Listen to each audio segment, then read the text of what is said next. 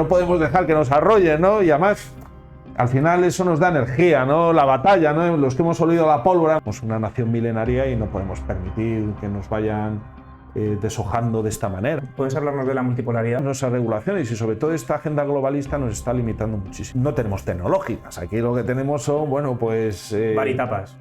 Sí, teníamos una soberanía económica que hemos perdido absolutamente. ¿Qué hizo Isabel la Católica con la nobleza castellana? La machacó.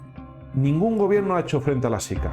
Begoña, la copresidente, porque creo que es copresidente ya, está financiada por SICA. Que nos quieren destruir nuestra soberanía y que nos convertamos en peones. En España hemos pasado del OTAN no a vamos a la guerra de Ucrania, de la mano del mismo partido. Él tiene que tener miedo a nada ni a nadie. Pero sí, ¿a quién? ¿A quién?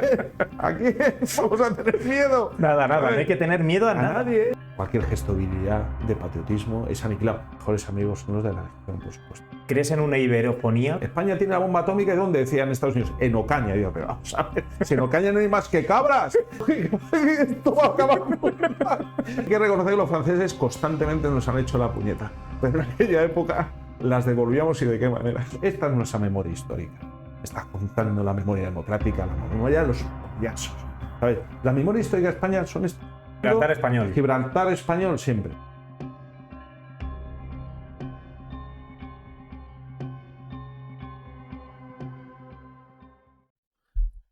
Antes de comenzar la entrevista, es necesario aclarar explícitamente que este canal mantiene una postura estrictamente apolítica, de manera que no existe ninguna afinidad por ningún partido o ideología política concreta. La orientación de este canal se dirige hacia una dimensión más profunda, centrando su atención en la evaluación de la ausencia o presencia de valores en nuestra sociedad, junto a la exploración de temáticas de relevancia para nuestra audiencia, con el objetivo primordial de fomentar el aprendizaje y la reflexión. Muy buenos días, tardes, noches a todos los que nos estéis escuchando, a todos aquellos españoles católicos y patriotas de espíritu indómito. Hoy tenemos con nosotros a un tío matizado, no se puede decir de otra manera, además lo decimos con sentido de milicia, porque no es nada más y nada menos que Guillermo Rocafort.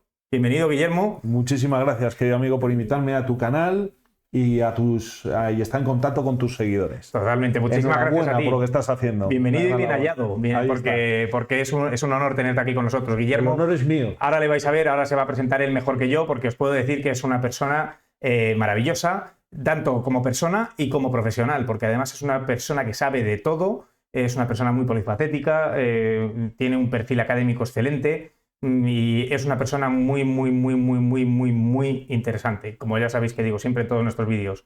Así que sin más dilación, Guillermo, pues nada, si puedes presentarte un poco ante nuestra gente. Pues muchísimas gracias por invitarme. Bueno, mi nombre es Guillermo Rocafort Pérez, soy profesor universitario, estoy ya en los 50, he sido antiguo legionario, me encantó esa experiencia de la milicia en Melilla, ojalá se volviera un poquito a recuperar.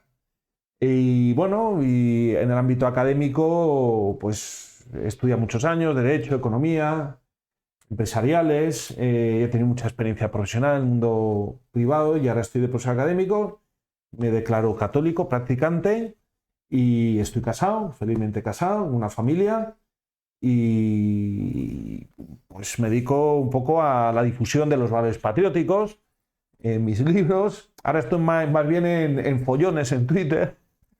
Pues claro, no podemos dejar que nos arrollen, ¿no? Y además, al final eso nos da energía, ¿no? La batalla, ¿no? Los que hemos olido la pólvora, hemos oído el sonido del estruendo, ¿no? De los conflictos. Quieras que no, pues eso, y tenemos que estar preparados y siempre intentando, lógicamente, pues formarnos, difundir nuestros valores y promover la paz, pero sin que nos pisen, lógicamente, y difundir nuestra cultura, nuestra identidad, ¿no? Dentro de lo que es todo lo que es el contexto geopolítico internacional, que es muy complicado, pero claro, nosotros somos una nación milenaria y no podemos permitir que nos vayan deshojando de esta manera, ¿no? Y además ahora en el ámbito de la multipolaridad, eso es una oportunidad para que España se vertebre de nuevo, ¿no? Como una gran comunidad nacional, como fuimos en el pasado, ¿no? ¿Puedes hablarnos de la multipolaridad? ¿Qué es ese concepto para que lo sepan nuestros oyentes? Pues mira, es un concepto muy desconocido. Estuve hace un mes precisamente en Moscú, en Rusia, invitado como profesor universitario en el segundo congreso de multipolaridad. La multipolaridad es un concepto geopolítico que viene básicamente de Alexander Dugin, pero se han adherido todas las naciones emergentes, me refiero a China, India, Brasil, las países árabes, los países africanos, salvo lo que es el mundo unipolar, que es el que gira en torno a Estados Unidos como hegemón o potencia hegemónica tras una guerra terrible, la Segunda Guerra Mundial, y el resto, pues, súbditos vasallos haciendo lo que ellos digan. Es muy interesante porque la multipolaridad lo que describe es un contexto geopolítico en el que hay civilizaciones. No hay ideologías. Eso es muy interesante. Hay civilizaciones, está la árabe, que es una civilización, eso es indudable, está la africana, está la china, está la india, está la rusa, está la anglosajona y está la española, está la nuestra. Entonces, ¿en qué se basan las civilizaciones? En identidades, culturas, idiomas y conceptos metafísicos, religiosos, de tal manera que se vertebran. La multipolaridad lo que dice es que como se ha roto el poder hegemónico, y esa es una realidad, hay un mayor equilibrio de fuerzas, y la multipolaridad permite compensar esas fuerzas, y luego tiene un aspecto muy interesante que yo como economista, doctor en economía, pues me fascina con gran interés, que es el aspecto del BRICS, de comerciar entre las naciones, y ahora mismo pues el BRICS tiene mucho más comercio que el G7, muchísimo más, y las proyecciones a futuro... ¿Puedes explicarnos? Quiero que esto sirva más para toda nuestra audiencia, espero que nos vean gente joven, que es a lo que quiero que vaya esto también muy dirigido, explicarnos el BRICS, el G7, un poquillo para hablarnos en un lenguaje un poco más coloquial. Bien, el G7 es el mundo unipolar, es Estados Unidos y las 7, en teoría, naciones más importantes que ya no lo son. Pues me refiero a Reino Unido, Italia, Alemania, Japón, el G7, en torno a Estados Unidos, ¿no? Estados Unidos, podemos decir, y sus escuderos. El BRICS tiene pocos años relativos y es una palabra que se compone de las iniciales de 5 países que pertenecen a los 5 continentes. Eso ya denota una verdadera globalización, que es Brasil, continente americano, 200 millones de personas, Rusia, 100 y pico, India, casi 2000, China, un poquito menos, pero a la par, y Sudáfrica. Los 5 continentes están ahí implicados. Entonces, ¿eso qué significa? Pues que, digamos, se ha creado un marco de comercio sin tratados, sin regulaciones como estamos en Europa, sin presiones a los agricultores, sin idolatrías a esta energía limpia, que es absolutamente una falacia, sin creerse la Agenda 2030, sin creerse aspectos como, por ejemplo, el cambio climático, donde las naciones comercian entre ellas y además, generando esos marcos de comercio, que como digo, son impresionantes, se generan lazos que superan las dificultades y las tensiones políticas, ¿no? Es una estructura económica eminentemente desideologizada. La prueba está en que BRICS estuvo con Bolsonaro y ya está con Lula, y sigue, y además el otro día hace tiempo, antes de las elecciones, el ministro de Economía brasileño, que era de derecha, se reía de Macron y decía, pero vamos a ver, si con vosotros tenemos un comercio de X miles de millones de dólares y con BRICS tenemos por 100 veces más. Digo, ¿pero qué me estás diciendo? Todo esto porque con el tema del Amazonas y que no hay que talar los árboles, bueno, ya sabemos en qué se dedican nuestros dirigentes, intentar allá la policía climática. Y yo te decía, oye, mira, sabes que yo corto relaciones contigo y no pasa nada en mi país, pero mi comercio está con China, con Rusia, con la India y con Sudáfrica, y cada vez se van, bueno, de hecho ahora mismo hay una lista de 20 países que quieren entrar en BRICS. Del G7 nadie quiere entrar ya, porque ya lo vemos, Estados Unidos se está hundiendo, porque no tiene moral, no tiene, sobre todo con Biden, no sé, ojalá gane Trump y restablezca un poco de equilibrio allí, ¿no? ¿En ese caso crees que cambiarían un poco las tornas? Sí, absolutamente, porque Trump ha dicho que va a disolver la OTAN y va a disolver todo tipo de vínculos con la Unión Europea y va a intentar, por lo que fue su primer mandato, acuerdos económicos, sobre todo, vamos a ver, tendrá un enfrentamiento comercial muy importante con China, pero en el ámbito estrictamente económico. Lo que no tiene sentido es que si vamos a defender a Taiwán contra China, cuando eso es una cuestión de geopolítica local, ¿no?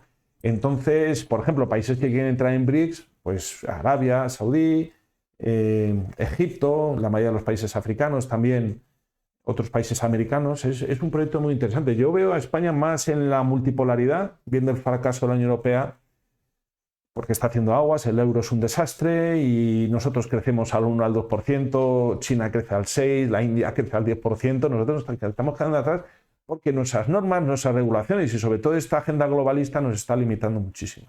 Entonces, todo lo que hay en BRICS es un escudo de protección contra la Agenda 2030. Es muy interesante. ¿Qué es lo que pasa con la economía exactamente en España? ¿Por qué crecemos tan poco? Te voy a pedir, eso sí que es muy difícil, desde un punto con palabras coloquiales, con un vocabulario que acceda a todo nuestro público. ¿Qué es lo que pasa, hablando en plata, aquí en España? ¿Qué problema tenemos? Bueno, vamos a ver. Nosotros tenemos todo tipo de problemas. Económicamente estamos en caída libre. Por mucho que nos digan que el empleo o el turismo ha crecido en esta Semana Santa, eso es un dato muy relativo. Nosotros tenemos problemas estructurales gravísimos. Por ejemplo, el endeudamiento. Ya es que ni lo sabemos. Es decir, nosotros no podemos crecer en base a la deuda. Tenemos, no sé, 120, 130, incluso se habla de 150, 160. No me sale nada porque en general los gobiernos, no solamente sino por lo general, por no personalizar y por desideologizar el tema, que es muy importante siempre desideologizar los temas, estamos en un modelo económico absolutamente quebrado. Lo estamos viendo ahora, el impuesto a la solidaridad. O sea, los que tienen una cierta renta con esfuerzo y dedicación, pues ahora van a empezar a pagar pues, a los pesebres que tienen los partidos en general, ¿no? ¿Qué más nos podemos encontrar? Un sector público pues totalmente hipertrófico y muy ineficiente, ¿no? No tenemos industria. El sector agrícola ya estamos viendo cómo está, cada vez más acosado por parte de esa Agenda 2030 por la Unión Europea. El sector pesquero, de tener la mayor flota pesquera en los años 70, era prácticamente irrelevante. ¿Qué más? El sector servicios, bueno, pues no tenemos tecnológicas. Aquí lo que tenemos son, bueno, pues... Varitapas, ¿no? Sí, varitapas. Tenemos turismo, pero claro, el turismo es una industria, pero necesita un complemento, ¿no? Tenemos una ausencia de energía. Tenemos un sector laboral donde los mejores y más capacitados se van de nuestra nación y tenemos una inmigración absolutamente descontrolada. Por lo tanto, tenemos un proceso de descapitalización y, vamos a decir, de embrutecimiento económico, por decirlo claramente, para que la gente se entere. Es decir, no vienen médicos, no vienen ingenieros. Los médicos e ingenieros, los buenos, esos se van, porque aquí no hay futuro para ellos. Salvo ser ordeñados por el Estado, ¿no? Y con sueldos míseros y posibilidades de promoción que sí que tienen fuera. En cambio, pues tenemos todo tipo de pesebres ideológicos, de memoria histórica, de sindicatos absolutamente, por decirlo claramente, y porque, en fin, para animar a los haters también, de inútiles, de parásitos, de holgazanes, que se han instalado en el poder en España. Entonces, bueno, esto ya saben lo que es un parásito. ¿Cuándo muere el parásito? Cuando muere el cuerpo que parasita, ¿eh? No es una simbiosis, ni esto es lo que yo estudiaba de niño, en estos procesos, digamos, de la naturaleza donde dos seres pues, se combinaban y porque se apoyaban. No, nosotros estamos siendo parasitados. Y esa es la realidad, y la economía es la principal manifestación. Entonces, bueno, ¿cuál es el horizonte de España? Una demografía prácticamente inexistente, con mucha presión migratoria, con un gran contexto desestabilizado de la geopolítica. El panorama pues no es para nada halagüeño, y la economía va mal. Antes has nombrado con bueno, es totalmente notable la cantidad de dinero que se desperdicia en este país. ¿Sabrías decirme alguna cifra o algo aproximado de la cantidad de dinero que se puede desperdiciar para que la gente se haga una idea en porcentaje? Eso es muy difícil de estimar, ¿no? Bueno, vamos a ver, claro. Porque es que si vemos toda la cantidad de lo típico que se dice, toda la cantidad de ministerios, la cantidad de funcionarios, la cantidad de chiringuitos y demás, sí. Eso, bueno, que no es para dar un porcentaje, pero que es una barbaridad, ¿no? Datos económicos, bueno, hay una contabilidad que se llama la contabilidad nacional, pero bueno, es una contabilidad totalmente, yo creo que está manipulada, sinceramente. Pero para que nos hagamos una idea, el sector público ya es más del 50% del Producto Interior Bruto. Eso significa que el Estado asume la mitad de la renta que genera una nación. Eso es insostenible. En el año 75, cuando había un modelo económico viable, el sector público era el 25%, una cuarta parte. Y además era un sector público dinámico, dinamizado de la economía. Estaba la industria nacional, estaba, bueno, vamos a ver, o sea, las empresas estatales, la Telefónica, las empresas energéticas, centrales nucleares, Armamento. es decir, armamento. Teníamos una soberanía económica que hemos perdido absolutamente. Además, estamos todos ahora mismo insertados, somos una mera cadena de ensamblaje en todo. Lo hemos visto, incapaces ni de mascarillas. Y es así. Entonces, ese dato va a ir a más, porque cada vez hay mayor empleo público, pero claro, quien nutre al Estado porque es ineficiente es el sector privado. Y el sector privado cada vez está más constreñido, los talentosos se van, los que tienen empresas la sacan fuera y hacen bien, porque aquí, el otro día, no es que estás abogando por la descapitalización de España, no, es que llevamos ya casi 50 años. Y entonces a lo mejor lo que hace falta es que se descapitalice del todo. Y entonces ya nos demos cuenta a dónde nos lleva este modelo. Porque si no va a ser una muerte dulce, ¿no? Y al final, en algún momento tendremos que decir, no sé si me explico. Sí, te explico. O sea, la gente que tiene dinero, lógicamente, en este contexto de absoluto saqueo fiscal, ojo, saqueo fiscal para las clases medias y trabajadoras. Eso te iba a decir. Pero luego las oligarquías, que yo tengo mi tesis doctoral sobre las SICAV, esas tributan el 1%. ¿Las SICAV son? Las SICAV son el instrumento que ha tenido en España durante la democracia las oligarquías para capitalizarse exponencialmente por la vía de no pagar impuestos. Por ejemplo, Pedro Almodóvar, el inútil, el degenerado Pedro, el evasor, porque le pillaron con una sociedad offshore en Panamá. O sea, no estamos diciendo nada que no sepa la gente. Que no se sepa, ¿no? Que no se sepa, el que va abogando porque paguemos nosotros más impuestos, claro, que paguemos nosotros, pero él no. Pues es un instrumento que ha servido para que se genere una casta oligarca en España que abarca todo, el mundo periodístico, el mundo cultural, el mundo de la empresa, el mundo de la economía, el mundo financiero. ¿Pero por qué no pagan impuestos? ¿En qué se basa el Estado para decirle la SICAV? ¿Por qué existe? ¿Por qué su existencia? ¿Para qué? ¿Para fomentar? No, porque así para fomentar la cultura, para fomentar... Nada, para que el rico vamos a ver, si el rico cada vez es más rico, en vez de... Vamos a ver, si el rico tiene que pagar impuestos es un elemento de desestabilización. ¿Qué hizo Isabel la Católica con la nobleza castellana? La machacó, hasta que se sometió y se domesticó y luego la sirvió lealmente. Es decir, si tú, una de dos, frente a la oligarquía tienes dos opciones. O la compras, ¿y cómo la compras? Pues oye... con SICAVs, o consigues que pague impuestos, cosa que no les gusta nada, ¿sabes? Porque cada vez quieren ser más ricos, tienen una codicia total. Las grandes familias, los grandes apellidos, que precisamente algunos son de derecha, que ese es el tema. Ahí viene un poco la derecha liberal, se le pasa la poda al algodón, se ha enriquecido por esta vía. Entonces, oye, ¿es moral? Pues no lo sé, oye, que a lo mejor pague más un pobre de solemnidad que un ricachón, pues es algo cuando menos paradójico y la gente lo tiene que saber. Ningún gobierno ha hecho frente a la SICAV, ni siquiera la actual, por mucho que diga que haya reformado la ley, porque yo la ley, lógicamente, tengo la única tesis doctoral en SICAVs en España, entonces, claro, sé de lo que hablo, le diga muchas horas. Entonces dicen, vamos a hacer una reforma con Pablo Iglesias para... Eres un agente de las SICAVs, ¿sabes? Pues salió publicado además que las compañías que han estado financiando a Begoña, la mujer del presidente del gobierno, están financiadas por SICAVs. O sea, indirectamente, Begoña, la copresidente, porque creo que es copresidente ya, está financiada por SICAVs. No han hecho nada. Y no personalizo, porque también con el PP, todos los tesoreros del PP han tenido SICAVs. Incluso el último que estuvo Bárcenas en la cárcel, y los anteriores. Ministras del PP y ministros del PSOE. Quiero decir que con esto hay absolutamente una uniformidad. No hay diferencias. Eso es lo que marca realmente y lo que nos demuestra es que al final las diferencias entre los partidos principales en el ámbito económico son de matices, son anecdóticas. Ojalá llegara un partido que dijera, vamos, el señor de la SICAV, ¿usted cuánto gana al año? Por ejemplo, 200 millones de euros. Mira, 200 millones, 100 para el Estado. Eso no lo veremos con lo que hay ahora. Eso es imposible, claro. Con lo que hay ahora es imposible. ¿Y quién autoriza, quién dice tú vas a ser una SICAV, tú no vas a ser una SICAV? Es que hay una barrera de entrada, necesitas 2.400.000 euros para hacerte una SICAV. Es una barrera de entrada, no todo el mundo lo tiene. Ah, amigo. Ahí está. Amigo.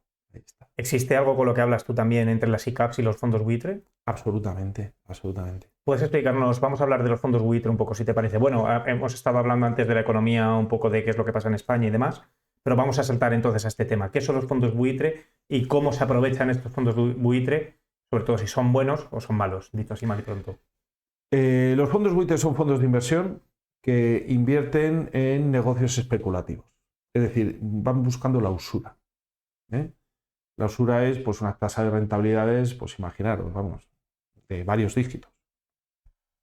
Un fondo de inversión que tiene... Tuve una vez una discusión con José Javier Esparza, es buen amigo, el del gato al agua, me llevó una vez a hablar de este tema y me dijo, bueno, es que claro, el interés es legítimo y tal. Digo, bueno, vamos a ver, ¿tú qué te renta una inversión a ti?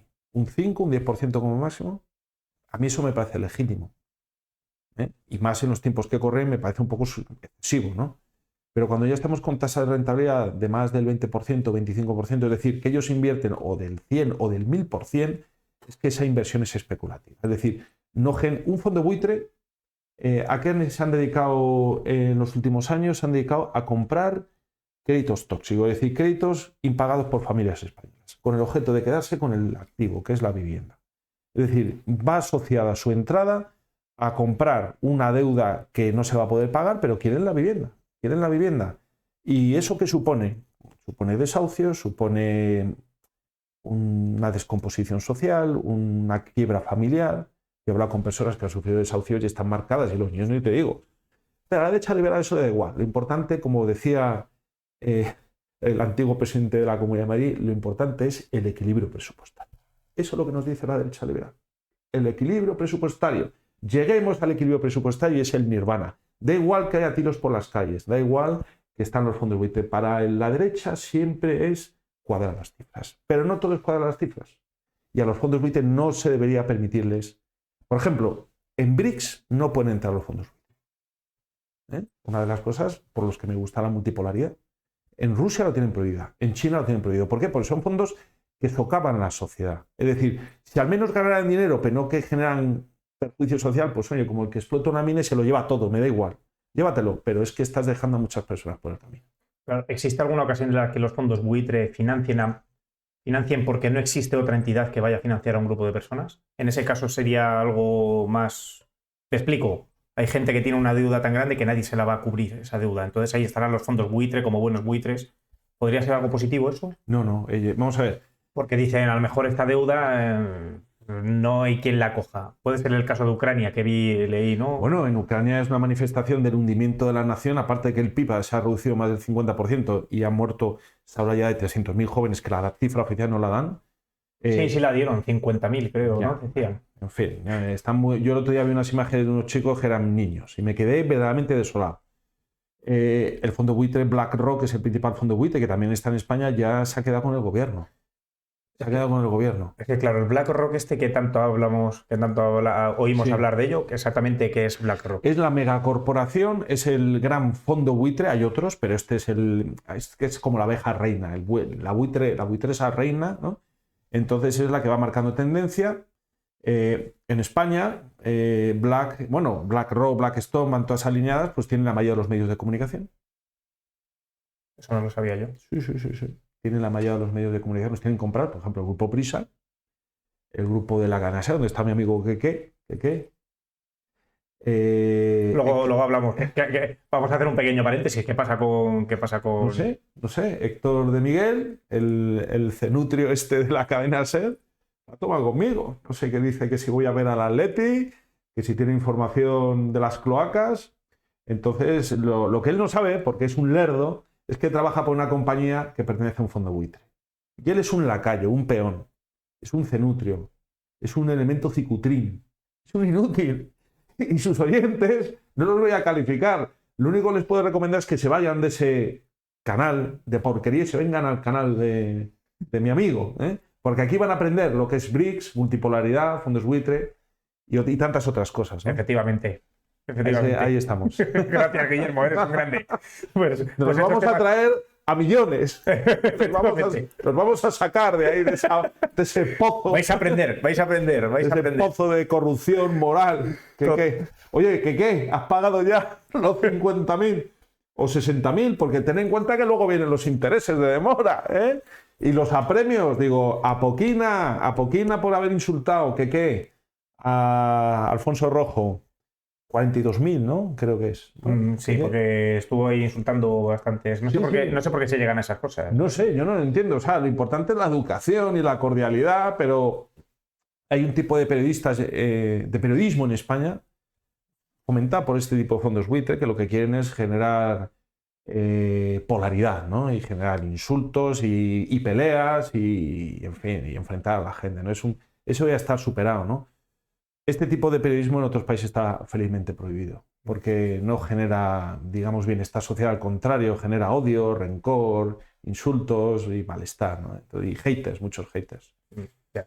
Bueno, entonces si volvemos entonces a los fondos buitre, entonces a BlackRock, financia todo esto que estamos diciendo, los medios de comunicación, que tienen el control de todo, ¿tienen tanto control como dicen? Sí, absolutamente, lo controlan todo, en la industria armamentística también, en las residencias de ancianos, en los hospitales, en las constructoras han entrado también, en las autopistas de peaje. Pero ¿quién forma parte de ese fondo buitre? ¿De dónde sacan todo ese Vamos a ver, son dineros de origen desconocido. Yo digo claramente que la mayoría es origen ilícito, que viene de paraísos fiscales que no están controlados, porque en los paraísos fiscales allí hay de todo, traficantes de armas, traficantes de drogas, lavado de dinero de la trata de blancas, la prostitución, industria armamentística. Entonces vienen de los paraísos fiscales y los gobiernos, o sea, está desregulado, les dan total libertad. Y compran activos, pues una cadena de hoteles que estén en mala situación económica, sobre todo financiera. Las compran a precios de risa y luego pues sacan unas rentabilidades, imagínate. Hay países, por ejemplo, en Japón, se dieron cuenta, porque vamos, he escrito varios libros sobre los fondos buitre, que te voy a enviar algunos, ¿sabes? A ver si te enteras. Con que te leas una página, yo creo que aprenderás lo que no has aprendido en tu vida. Y es más, si te regeneras, hasta podríamos ser amigos. Pero bueno, siempre hay posibilidad para la redención, ¿no? Y también para la rectificación. Pero a lo que voy, efectivamente, en el Japón entraron en la época de la pandemia, detectaron que querían comprar, y sobre todo industrias, a precios de saldo. Entonces saca una ley de seguridad nacional diciendo que prohibido que entraran los fondos buitre estadounidenses. Y también hay una cierta regulación en Bélgica y sobre todo en Irlanda, porque en Irlanda hicieron mucho daño en la crisis en la época en la que fue intervenida. En España no ha habido ningún tipo de regulación, ni por un partido, ni por otro, ni propuestas, ni nada, les han dejado hacer. Es más, cuando cerraron las cajas, muchos directivos de esas cajas que estaban politizadas dieron el salto a los fondos buitre para señalar los caminos de la corrupción, de cómo... Fíjate, esto lo he denunciado yo en Telecinco, En Telecinco lo he denunciado porque he hecho como 10 piezas para los telediarios de fin de semana de Telecinco. Se les ha dado, llega a dar 200 millones de subvenciones, como si fueran un colectivo vulnerable. Y han comprado miles de viviendas sociales de gente necesitada, vulnerable. Bueno, el propio... ¿quién fue? La Comunidad de Madrid y el Ayuntamiento de Madrid han vendido el IBIMA y la empresa municipal de bien de suelo. Y por eso me llamo Esparza, para que lo explicara realmente. Pero ¿qué ha pasado? Digo, ¿cómo es que...? Pero los gobiernos del PP, su religión y su Dios es el equilibrio presupuestario y cuadrar las cifras, ¿no? Como si eso a nosotros nos agradara. Y desahuciaron a muchas personas. Llegan... Fíjate lo que pasa. Cuando entran en la vivienda social, por cierto, han entrado también en Euskadi, bueno, en Vascongadas, y también en los municipios donde está Bildu. Los etarras son muy valientes pegando tiros a militares, a guardias civiles y a patriotas, pero ante los fondos buitre se bajan los pantalones. Quizá a lo mejor porque, ya sé la teoría, de que la ETA la hacía con chapela, ¿no? ¿No sabías eso? Esa no la sabía, explícalo. Juan Manuel de Prada dijo que el ISIS la hacía con chilapa. Pues yo le respondí que la ETA la hacía con chapela. Con chapela. Por la infiltración, el crimen del almirante Carrero Blanco, el presidente del gobierno español y tal. Y efectivamente, y están incluso en los movimientos de Bildu, de los nacionalistas vascos, de los catalanes, de los valencianos. Entonces, ¿cómo hacen? Compran vivienda social y la compran a precio saldo. Con lo cual, al ayuntamiento pues, le dan las migajas y bueno, ahí picotean. Me imagino el partido y los políticos se van a una parte, como siempre suele pasar. Entonces, es una realidad. Somos una nación eminentemente corrupta, porque la élite está corrupta, pero llegan luego al inquilino, que es una persona que paga a lo mejor al mes 200, 300 euros, porque así viene en su contrato de alquiler, que firmó en su momento como que es una vivienda social. y llega el fondo buitre y le sube la renta el primer año, pues a lo mejor el 100%. Entonces, donde paga 300, ahora quiere cobrar 600 y luego quiere llegar a 1000. ¿Qué es lo que quiere el fondo buitre? El fondo buitre quiere echar a la gente para renovarlos y subir las rentas, venderlos, efectivamente. Estamos en procesos. Aquí hay que ser muy claro. Aquí hay gente de izquierdas y derechas que está en la pomada, pero también hay gente de izquierdas que también se ha dado cuenta de esto, gente patriota. Esto es un proceso que también los izquierdistas, y en ese sentido los patriotas nos han adelantado, que hablan de ese proceso que se llama gentrificación, que significa expulsar a la población nativa, sobre todo en los cascos urbanos históricos, para convertirlos en grandes hoteles. ¿Y quién quiere eso? Los fondos buitre. ¿En qué se gana la administración? Pues bueno, porque siempre se le pilla y picotea algo, ¿no? Pero al final la población original es expulsada porque no puede vivir en esos barrios porque se han convertido en barrios de lujo. Entonces, por ahí luego está el famoso moving inmobiliario, que es que imagínate en un edificio de gente normal, porque hay que pensar que las viviendas estas sociales no tienen que ser necesariamente gente sin recursos, puede ser gente de renta media baja, ¿no? Pero tienen sus salarios y viven dignamente. Entonces, la compran, le suben la renta y no se van. ¿Y qué es lo que hacen? Pues de repente meten en un piso pues un grupo de delincuencia y se dedica a agredir a la gente, tal cual. ¿Hasta ese punto se llega? Bueno, es que son bestias. Es que el fondo buitre es una bestia. Tenemos que hablar ya en estos términos. O sea, todo vale. Todo vale. Bueno, ¿qué es lo que ha hecho? No, para que veamos qué hace un fondo buitre cuando, por ejemplo, adquiere mucha propiedad. Pues no paga los gastos comunes. No paga el conserje, no paga la luz, no paga el ascensor, no paga la piscina, la luz de la garaje se apaga. Claro, si ahoga tanto a la... Ahoga a todo el mundo. Convierten las viviendas en infiernos. Y eso ningún patriota lo puede tolerar, por mucho que haya gente, patriotas de derecha o de, vamos a decir, de talonario, que se crean que saben mucho, sobre todo los ultraliberales. Eso es intolerable. Sobre todo porque además afecta a las personas con menos recursos y luego dicen, no, ¿cómo odian a la nación? Digo, joder, es que yo también la odiaría. Si viviera una situación esa, digo, la nación te tiene que dar unas condiciones mínimas de subsistencia, alimentos, vivienda y educación. Y la educación, la vivienda y también los alimentos han entrado ya los fondos buitre.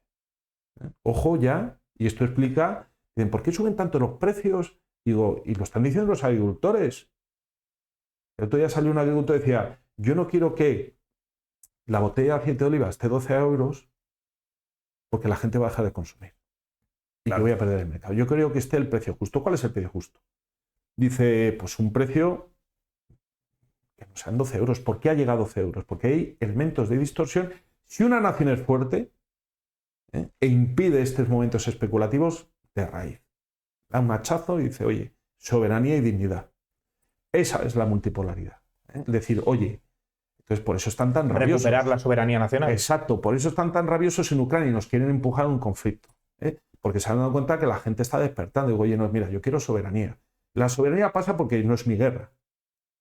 Nuestra guerra podría haber sido la guerra de las Malvinas en el 82. En haber ido a ayudar a los argentinos y haber recuperado Gibraltar. Eso sí hubiera sido una guerra patriótica. Pero una guerra a 3.000 kilómetros de distancia a defender a BlackRock, digo, y encima que vosotros no vais a ir a luchar, vosotros ni vuestros hijos, ¿a quién vais a enviar? ¿A carne de cañón? ¿Qué les vais a ofrecer? No hay dinero para que una persona vaya allí a morir y deje viudas y huérfanos y padres desolados. Y eso es lo que está pasando y es donde lo que nos quieren empujar. Las manos oscuras que nos quieren destruir nuestra soberanía y que nos convertamos en peones.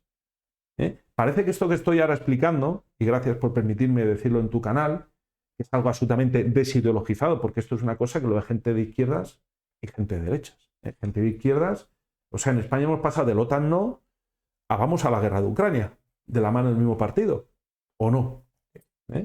Los que nos dijeron que nos iban a sacar de la OTAN en el 82, ahora quieren enviar a miles de jóvenes a un conflicto donde la artillería pesada está batiendo las posiciones de la infantería y en donde no hay posibilidad de sobrevivir.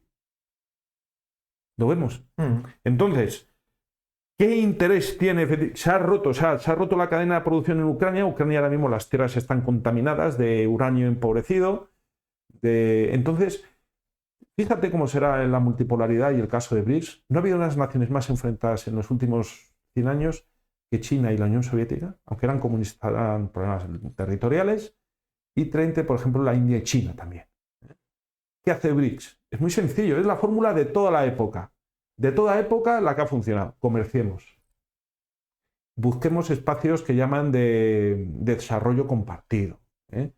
Hay un grupo que se llama el grupo de Shanghái, que es un grupo es como una especie de OTAN hacia Asia, que lo que trata es, pero no como agresión hacia afuera, sino de aliviar tensiones internas. La multipolaridad ha conseguido, y esto es muy importante que lo sepamos los españoles, porque nos tenemos que poner en las pilas en asuntos de geopolítica, ha conseguido reunir a Arabia Saudí y a Irán, que se odian a muerte, a sunitas y a chiitas. ¿Qué significa eso? Que las cosas están cambiando. ¿Pero tú crees que todo eso puede funcionar en un futuro? ¿Ese choque de culturas y ese choque de ideologías? Lo que dice la multipolaridad, vamos a ver, todo es un proyecto. Vamos a ver, la multipolaridad se basa en la cuarta teoría política de Sander Dugin, que dice: el liberalismo ha fracasado, el comunismo ha fracasado y el fascismo ha fracasado. Viene la cuarta teoría política y dice: cojamos lo mejor de todas, porque todas tienen elementos positivos, lo queramos o no. La Unión Soviética se industrializó con el bolchevismo, es muy mal, con vulneraciones de derechos humanos y tal, pero puso a la altura de Estados Unidos económicamente, pero tuvo problemas, pues eso, sobre todo a nivel de libertades y de que la gente pues había penalidades, pero industrializó la nación. El liberalismo pues te da el afán de comerciar, etcétera, etcétera, y el fascismo, pues el factor trabajo pues lo protegió mucho, esa es la realidad. Las legislaciones de la Italia fascista laborales pues son muy interesantes de leer y generó un desarrollo económico, es decir, fueron muy prósperas, ¿no? Eso es una realidad incontrovertida. Entonces, cogiéndolo de todo y partiendo de la base de que en el mundo, según la teoría de la cuarta teoría política de la multipolaridad, hay 7 civilizaciones, pero lo que sienten y dicen es que se tienen que respetar entre sí. Es decir, hay un elemento de distorsión que tenemos claro, que es un afán por unificarnos a todos, por la vía de la Agenda 2030. Esto lo tienen muy claro los musulmanes. Los musulmanes, por ejemplo, la gente se pregunta, ¿por qué los chechenos, de haber sido tan enemigos de Rusia al principio de la desintegración de la Unión Soviética, por qué están en vanguardia de Rusia actualmente? Por una razón muy sencilla. La multipolaridad les ha dicho a los musulmanes: aquí no entrará la agenda globalista, aquí no va a haber lo que estamos viendo en Occidente, que les aterra como civilización con la que España ha chocado, esa es la realidad, durante muchos siglos y nos hemos llevado a palos, pero ellos objetivamente ven que eso es el acabose de su mundo. Los chinos igual, los africanos ni te cuento. Yo cuando estuve en el Congreso de Multipolaridad, vamos, los más entusiastas los africanos. ¿Por qué? Porque sienten la presión de las ONGs, de Soros, con el tema del aborto, con el tema de la Open Society, con muchas cosas que esos no entran en su... Es que no entran en su mentalidad. No entran en su mentalidad, claro. Entonces, claro, todo esto bien cohesionado y sobre todo yo como economista e historiador viendo que los procesos donde más se han avanzado es cuando ha habido comercios entre las naciones y tal, y partiendo de que lógicamente conflictos a gran escala son ya imposibles en teoría, dada el nivel de armamento que tenemos, pues lo único buscar esos puntos de equilibrio. Es decir, que cada uno por su lado, pero comercializado. Exacto, exacto. Un ejemplo, por ejemplo, de naciones enfrentadas. Turquía y Rusia. A muerte durante siglos. Y ahora, el último terremoto que hubo en Turquía y en Siria, ¿quién llevó a los aviones a apagar los incendios en los puertos turcos? Eso no lo saben los españoles. Los Beriev 200 de Rusia, que son los mejores aviones. No fue ni uno solo estadounidense. Por ejemplo, ahora mismo Hungría, que es la única nación europea que está un poco en el ámbito multipolar, aunque está en la Unión Europea y en la OTAN, pero tiene muy buenas relaciones con Erdogan y con Rusia. Mira que fue una nación ocupada durante siglos por los turcos y hay un enfrentamiento histórico. Pero se han dado cuenta de que, oye, lo dijo el otro día en un discurso Orbán, Hungría solamente tendrá futuro si hay paz, porque hemos pasado tantas guerras que sabemos lo que son. Entonces, a lo que voy, Hungría quería los misiles HIMARS, estos que ha dado Estados Unidos a Marruecos, y que pueden llegar hasta Madrid, los misiles ya. Ojo, nosotros no llegamos, pero ellos sí. Pues se lo quería comprar, los HIMARS, se los quería comprar a Estados Unidos, y Estados Unidos ha dicho que no, porque como eres un Estado rebelde y como no te sometes a la Unión Europea en toda la cuestión de Ucrania, Eres malo, eres un niño malo. ¿A quién se los va a comprar? Sí. A Turquía. A Turquía. Ah, bueno, A claro. Turquía. Es decir, es bueno que haya competencia, porque hay equilibrios. Es bueno que tú puedas estar en la OTAN, pero tú tienes que tener una visión geopolítica propia. Como por ejemplo España. ¿Cuál es nuestro principal problema? El sur. Desestabilizaciones, Ceuta, Melilla, Canarias, Estrecho, narcotráfico, inmigración descontrolada. Pongamos nuestro foco geopolítico en esta cuestión. Es que yo no entiendo por qué está pasando esto. Es que no me entra en la cabeza. Y Porque ningún además partido lo se dice. está viendo. Han muerto hasta nuestros guardias civiles. Exacto. Y no ha pasado nada, y no pasa nada. Es que yo son cosas que no las voy a lograr entender. Es increíble además con el tráfico de drogas que hay desde Marruecos y además sabiendo las ramificaciones que tienen dentro de las estructuras estatales marroquíes. Es increíble que nosotros estemos obsesionados. Lo hemos visto, por ejemplo, este Viernes Santo dijo que va a venir un misil, que puede venir un misil de Rusia. Y ahora resulta que el viernes el CSI dijo que un misil de Francia. Entonces, o sea, aparte que hay una de dos, o España recupera una visión geopolítica propia con todos sus instrumentos históricos, políticos, culturales, es decir, vertebrando de nuevo otra vez la civilización, que es la que hemos perdido. Es decir, nuestro principal invasor no será Rusia ni será China, por muchas tiendas chinas que haya y empresas rusas potentes. El principal invasor que está sufriendo España desde hace décadas es la agenda globalista, la Agenda 2030. Son los fondos buitre y son esta especie de uniformidad a todos en una sociedad que está desarraigada moralmente. Culturalmente no tiene norte, es un borrado de nuestra historia, de nuestra religión, de nuestras costumbres, incluso nuestro idioma. Bueno, el idioma es más difícil que, pero nos lo querrán arrancar, como lo arrancaron de Filipinas los estadounidenses. Hay una serie de presiones que no nos damos cuenta, se rompe la familia, se rompe la infancia, se rompen los vínculos afectivos, los vínculos territoriales españoles, es todo disgregación. O sea, ¿qué tipo de sociedad es esta? Entonces, claro, tú me preguntas, ¿y por qué España crece tan poco? Digo, pues es que a mí me sorprende que crezca tanto, porque una nación que se está devorando a sí misma como está España, tarde o temprano acabará siendo pasto de la langosta, ¿no? Que yo creo que es lo que vamos. Totalmente. No sé qué pensarás. Por eso es el propósito de este canal, porque yo muchas veces creo que todo esto es, este es el bastión de los valientes, como digo, creo que es por esa comodidad y por esa cobardía que existe a día de hoy o que se fomenta a día de hoy. Es decir, lo que quieren es gente dócil, lo que te quieren dócil y no te quieren protestón.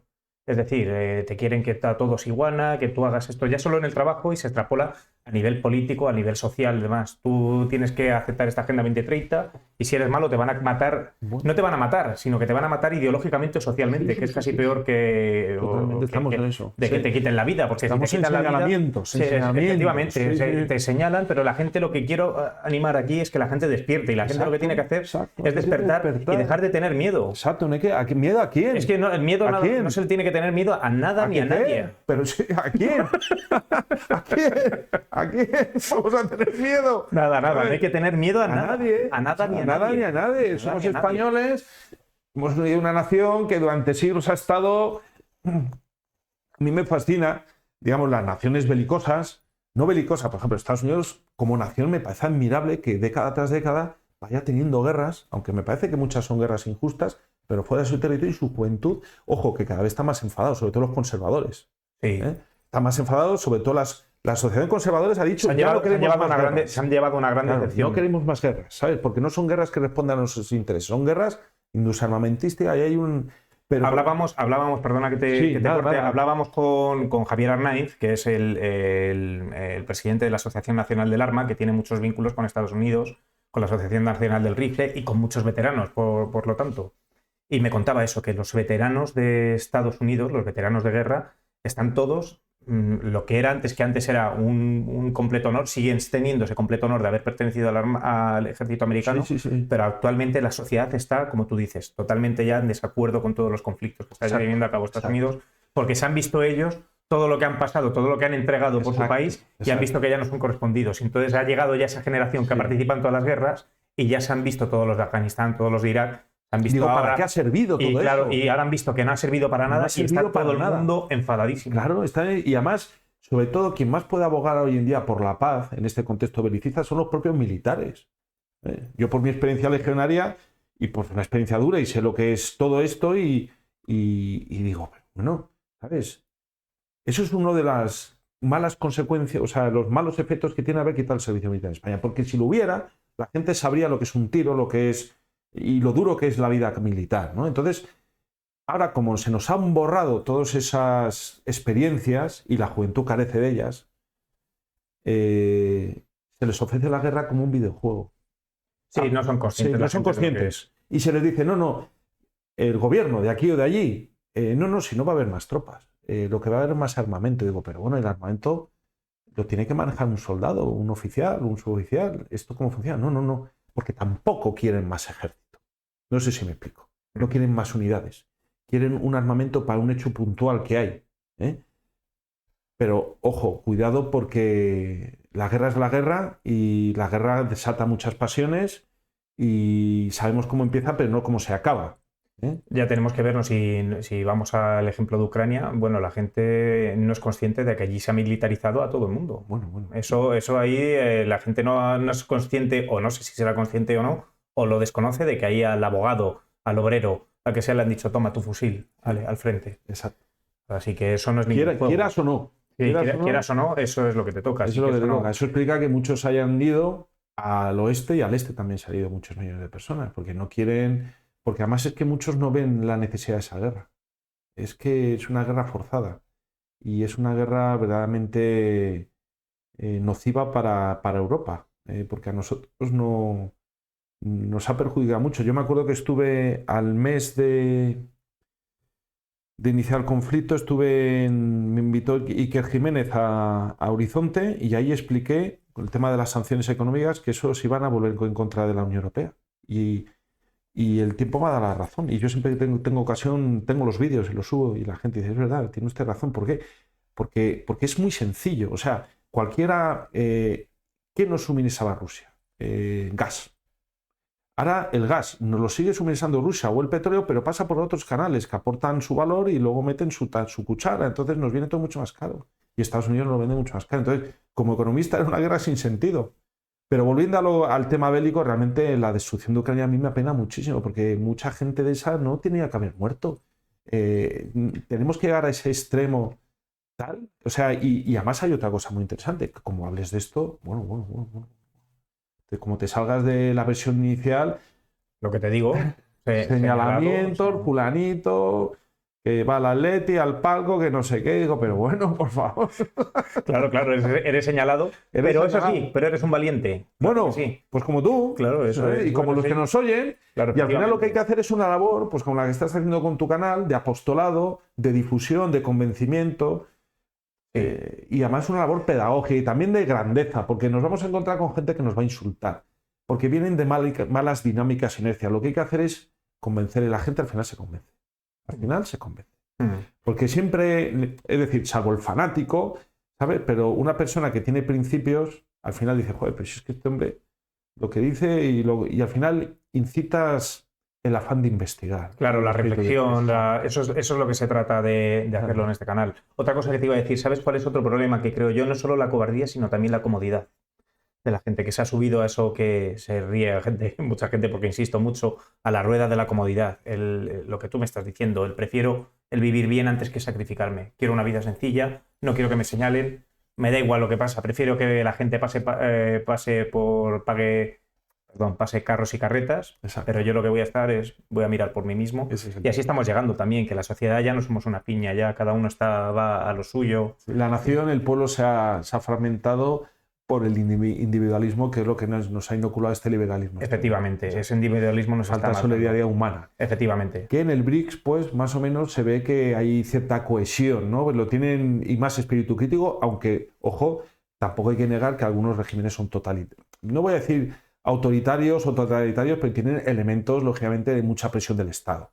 Pero tienen espíritu crítico también. Lo que pasa es que a nosotros nos han bajado a un umbral casi animalesco. Solamente buscan la satisfacción de nuestras necesidades más básicas y casi elementales, pero ya nos han privado de grandes debates, salvo algunos programas que hay, como el que cité anteriormente, espíritus críticos, espacios de debate, puntos de encuentro más allá de ese Parlamento absolutamente inservible que hay en España, bajo mi punto de vista, con todos los respetos.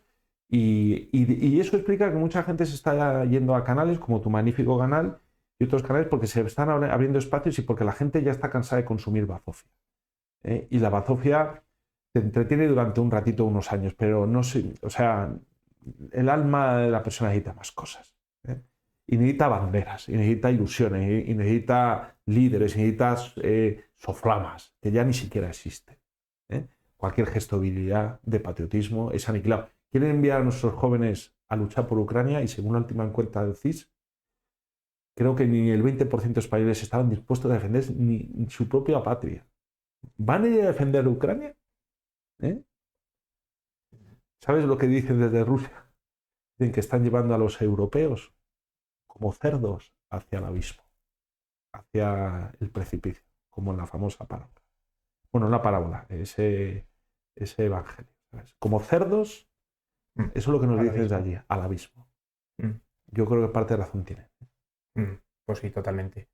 Guillermo, también se me ha olvidado lo que te iba a preguntar, porque te iba a decir ahora con relación a antes que hemos estado hablando de la mili. ¿Tú crees en una mili? Absolutamente. Vamos. Es decir, pero a día de hoy. Porque yo sí. De hombres y mujeres, vamos, lo tengo clarísimo. Porque, claro, y necesario. ¿Lo ves necesario? Bueno, necesario no solamente porque no solamente está el interés nacional, que es fundamental, es decir, proveer de levas que defiendan la nación, que se comprometan con la nación, sino sobre todo por el aspecto formativo y el aspecto de la... No voy a utilizar la colectivización porque son un poco bolchevique, pero hace falta un espíritu colectivo. Y ese espíritu colectivo se adquiere en vivencias de esa naturaleza.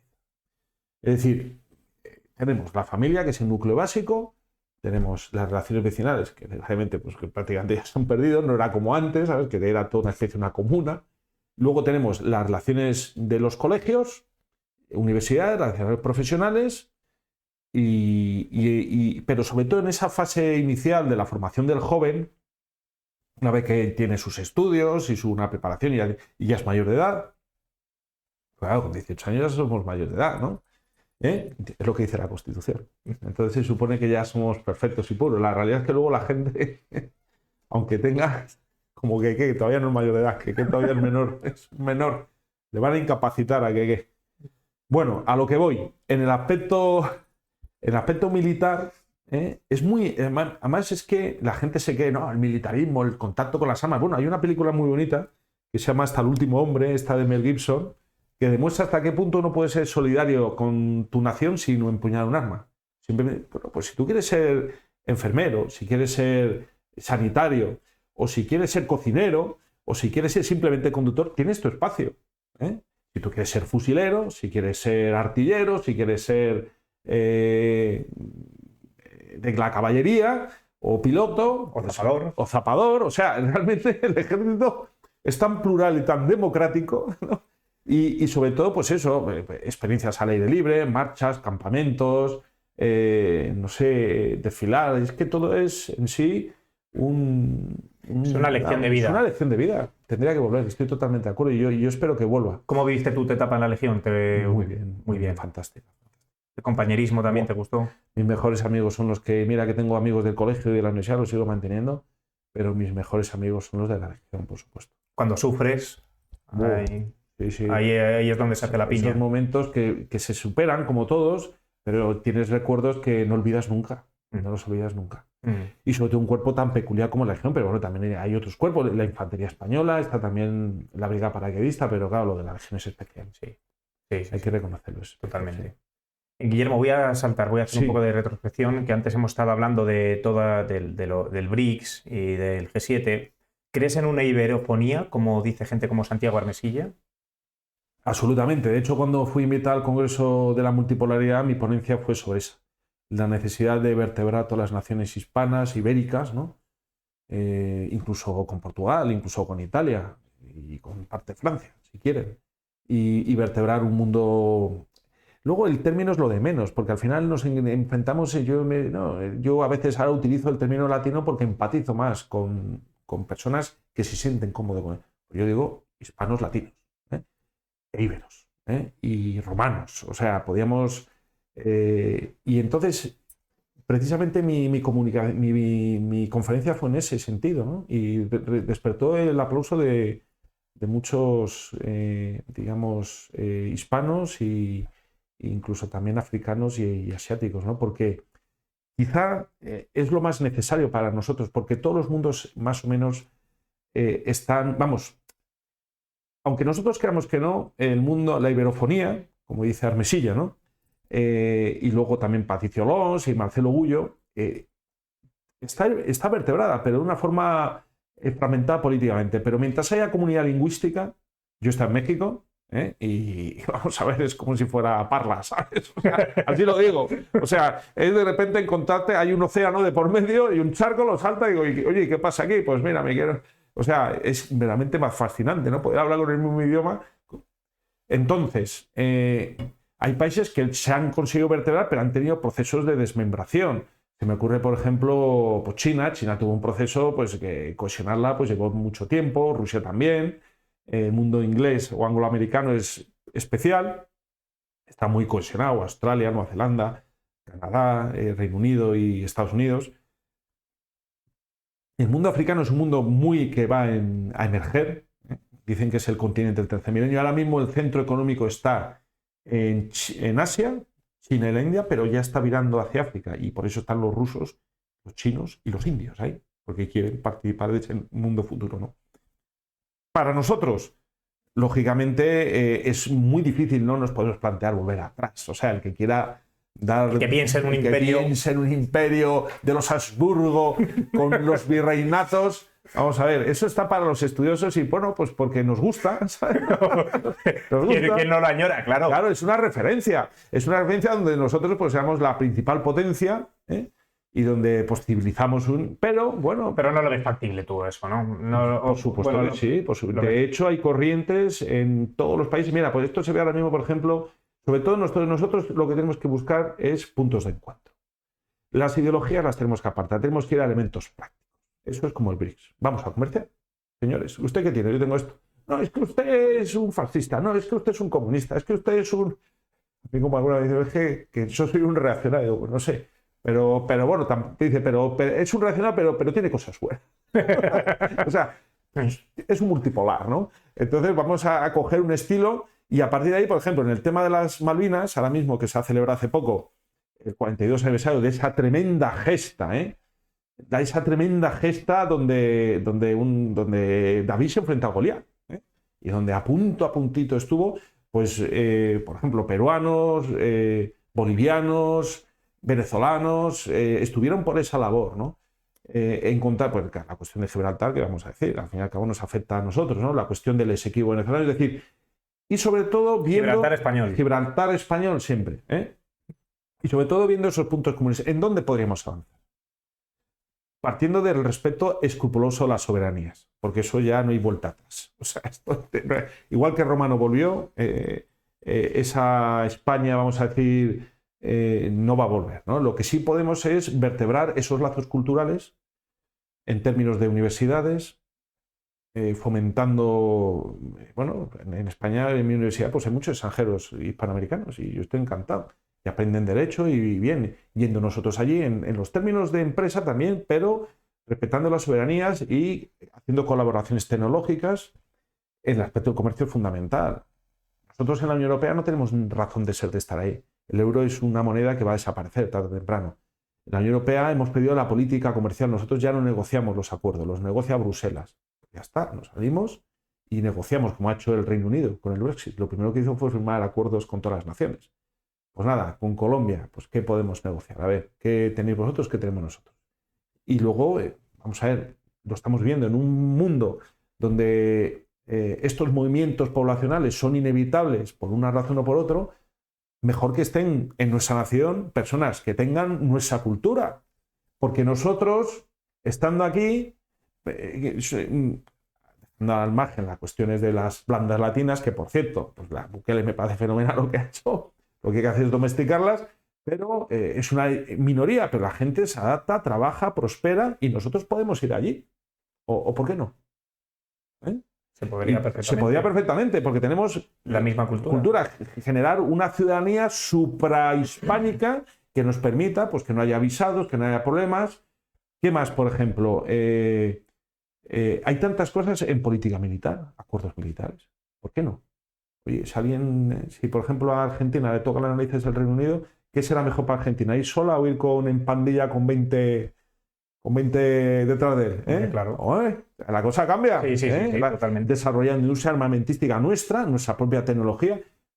Nosotros hemos sido la cuna de la ingeniería durante siglos y ahora los ingenieros españoles se van a trabajar en empresas extranjeras.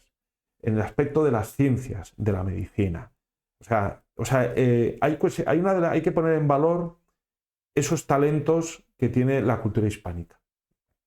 Entonces, uno de ellos es el ingenio. Hemos tenido grandes científicos y grandes inventores. Inventamos el submarino, el helicóptero. Hemos inventado tantas cosas, ¿sabes? Entonces, y todo eso hay que vertebrarlo y ya está.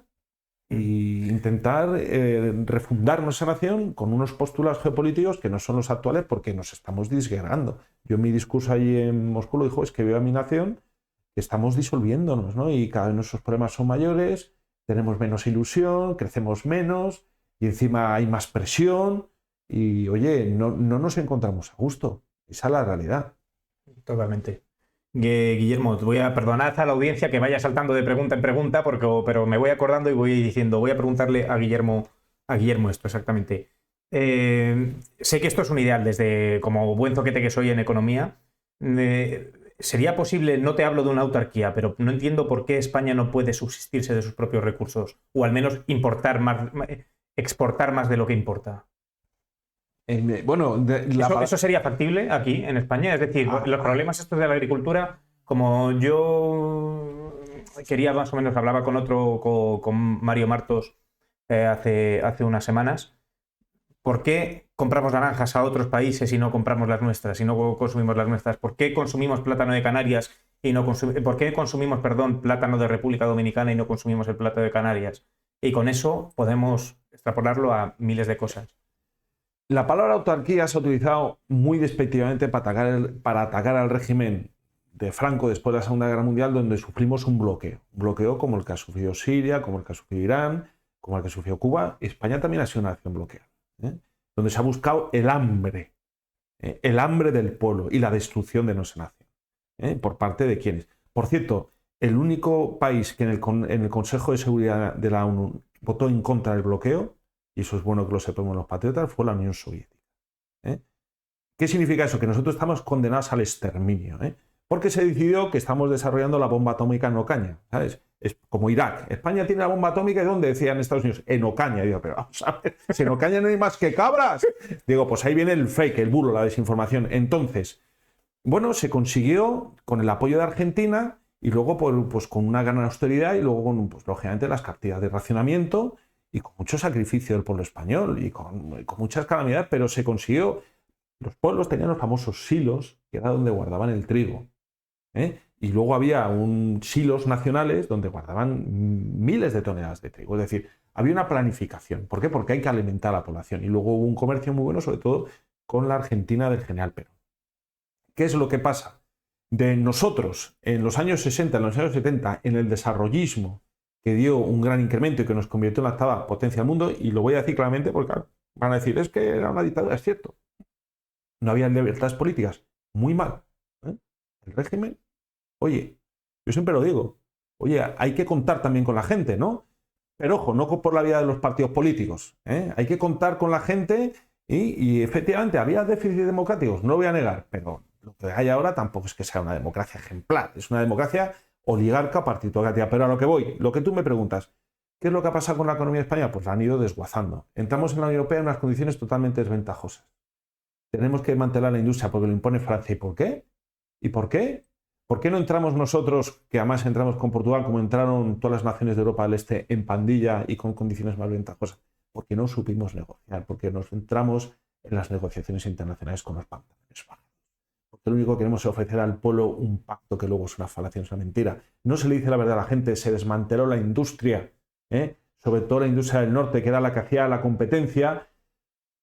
a Francia, porque Francia lo impuso, y bueno, a lo que voy. Entonces, ahora, la pregunta, lo que tú dices, el caso práctico, que se lo comento también a mis alumnos.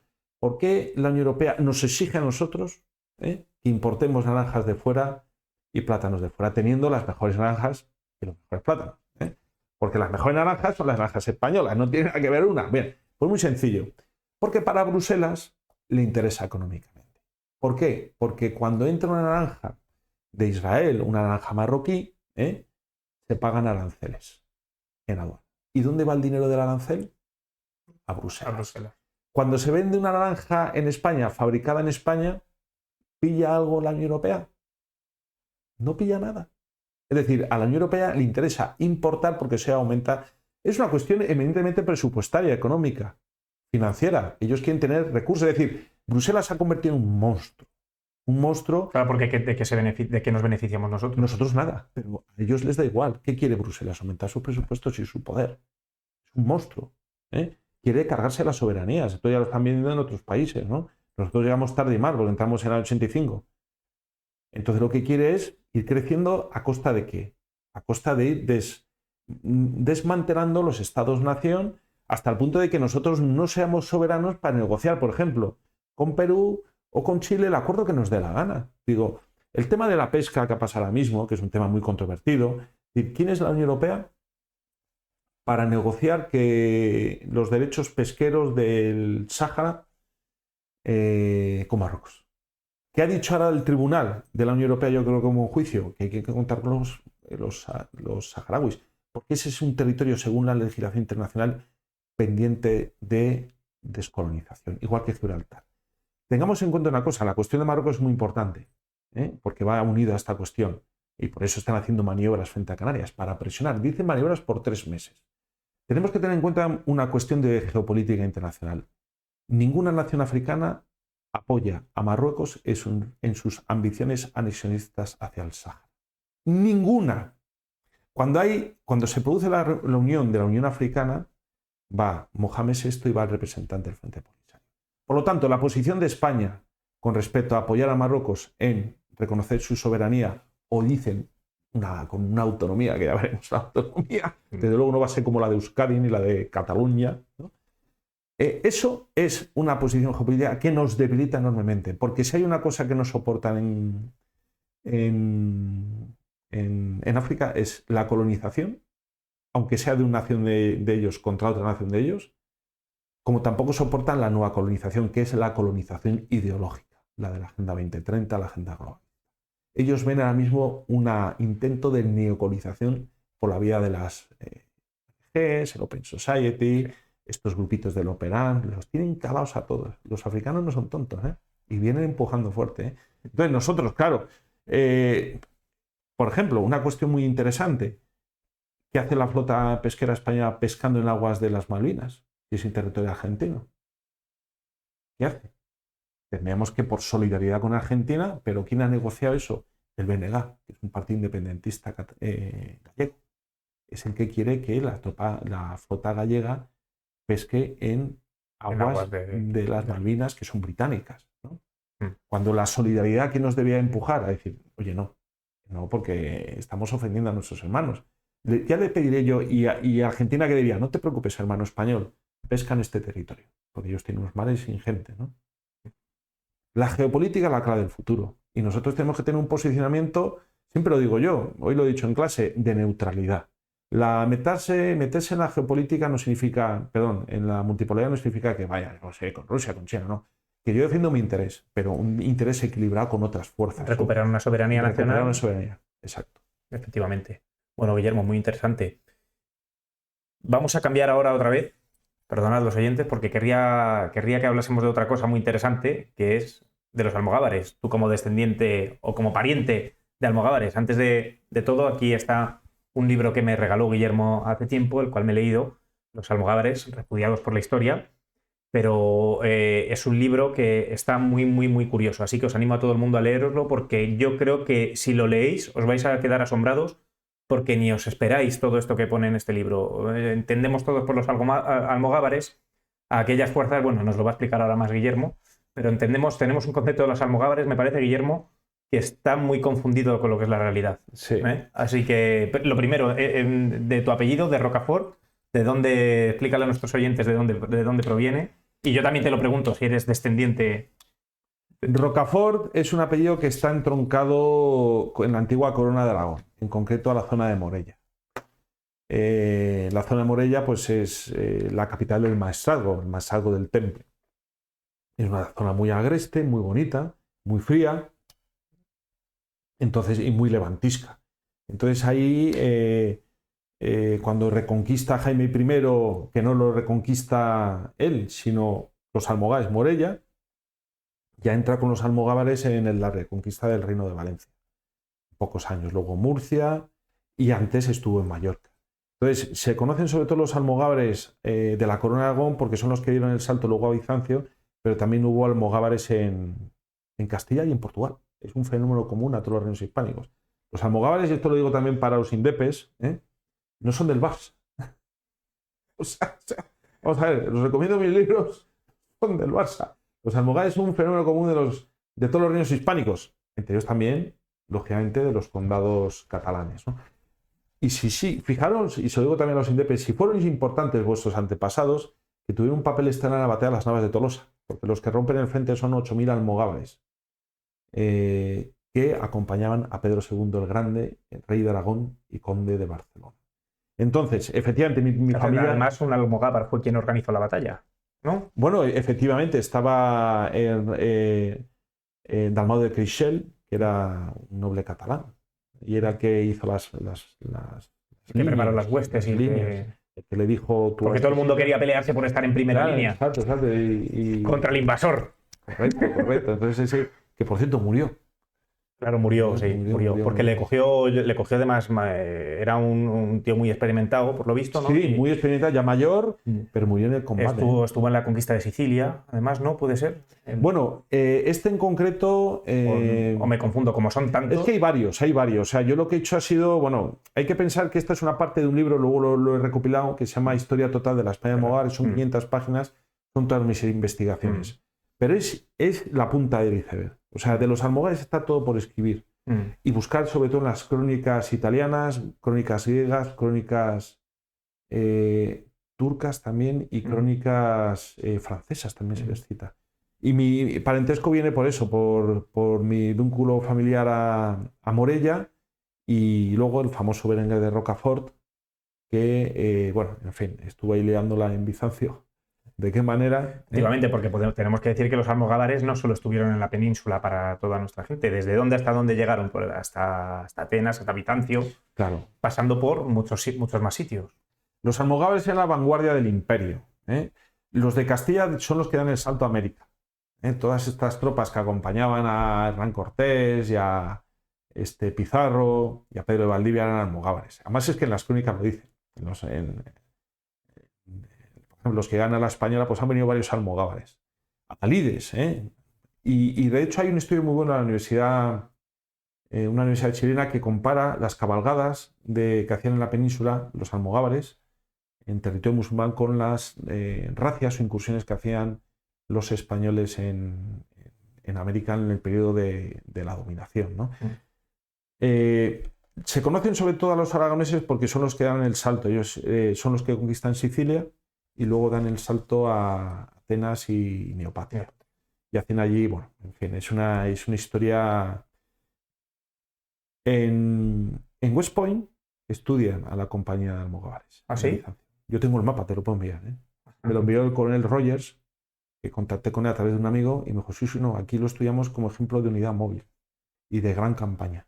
Hay que decir que es que para ese, si nos ponemos en una situación histórica, hay que decir que eso fue increíble, lo de los almogávares. Eso fue tremendo. Exactamente, cuando hablas de caballería y demás, ¿exactamente qué eran? ¿Era una unidad? ¿Cómo estaba organizada una compañía de almogávares? Me refiero luego desde el principio y luego un poco más prolongado en el tiempo. ¿Era una compañía de infantería, como decimos, de acción rápida, en los que eran rapidísimos, hacían incursiones y demás? O luego también mencionan mucho también la caballería almogávar, las cargas. Exacto, hay una parte de los rangos, la jerarquía es almogávar, que es la base, que es el soldado. Almogávar es una palabra que significa el que combate. Los primeros almogávares que vienen son los que expanden el Islam con Mahoma. arrasan la península. Lo que pasa que los cristianos, ¿qué hacemos? Copiamos las estrategias de combate y las mejoramos con el espíritu, vamos a decir, germánico, hispano-romano, ¿no? Pero la realidad es que la palabra almogávar, los primeros son los de Mahoma. O sea, cuando entra en el 711 por Gibraltar, Tarik, creo que era una adalid almogávar. Entraba con una huesta a caballo, arrasando todo. Racias, ¿sabes? Se presentaron en Poitiers, al norte, casi lindando con Bélgica, al norte de Francia. ¿Por qué? Porque tenían... pero bueno, repito, almogávar a caballo. El almogávar de infantería, también se llama en Castilla, se llama peón almogávar. Luego está el almocadén. El almocadén significa el capitán. Es el almocadén, manda una compañía. O sea, realmente el reflejo de las compañías tienen su origen en los almogávares y probablemente vendría de Mahoma. Bueno, todo esto lógicamente entroncado con las legiones romanas. Bueno, nosotros lo que hacemos con esa milicia la mejoramos y la complementamos con formas de combatir propiamente, digamos, de las huestes cristianas, ¿no? Luego, por encima, porque se iba ascendiendo jerarquía. Lo queramos o no, yo como infante tengo que reconocer que la caballería es un rango, por lo menos una media superior. Entonces, el almocadén, subirse a caballo ya es otra cosa que ir a pie, ¿no? Efectivamente, efectivamente. Eso ya... No, ir a pie que ir un blindado. Efectivamente. Es la realidad, ¿eh? Efectivamente. Hay un grado de comodidad. Entonces, y luego... A ver si te va a salir algún hater ahora, el típico. Solo existe una infantería, la ligera. Sí. Bueno, pero, en fin, todo se complementaba, ¿no? Todo se complementa, efectivamente. Exacto. Y luego está el almogávar a caballo y por encima de él está la figura, la cúspide, es el adalid, que significa el guía, el coronel. El guía, el que manda todo. Bien, lo interesante, y en esto mejoramos nosotros a las huestes musulmanas, almogávares, es que el adalid en la España cristiana tiene rango de noble militar. En una época donde el ascenso social estaba absolutamente prohibitivo, en Europa, en España había mucha movilidad social por la vía de esto. Entonces, es un noble militar. En las partidas de Alfonso X el Sabio se explica que no se puede, se explica que al adalid, ¿quién nombra adalid a una persona? Primero, tienes que haber sido en almogávar a caballo, es decir, has sido por toda la cúspide. Tienes una experiencia militar. ¿Y quién tiene el monopolio del nombramiento? El rey. Y con el aval de 10 adalid. O sea, con un juramento de que esta persona está capacitada. Es decir, de tal manera que la jerarquía de la cúspide militar está blindada a que no van a entrar inútiles, ni pelotas, ni cortesanos, como hoy en día. ¿Quiénes van a entrar en ese círculo selecto? Quien de verdad se lo merece. Se merece. Y que ha vivido antes un adalid de todo. Claro. Entonces, y hay una cosa también muy curiosa de los adalides, y es una influencia que tampoco nos vamos a avergonzar. Al contrario, creo que hay que enorgullecernos de los aportes de choques con otras civilizaciones, que es efectos, vamos a decir, casi esotéricos de los adalides. Por ejemplo, el cicampeador es un caudillo. Bueno, adalid y caudillo son palabras, son sinónimos, es muy interesante. Porque ya entronca el caudillo, viriato, el caudillo, el último caudillo. ¿Sabes? Por eso, en mi libro que se llama Historia Total de la España almogávar, digo, de la Orden del Temple a Franco. Porque yo lo identifico como una figura eminentemente almogávar. Porque a Franco le nombran.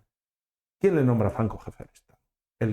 La Junta de los coroneles que estaban de la Junta de Defensa Nacional.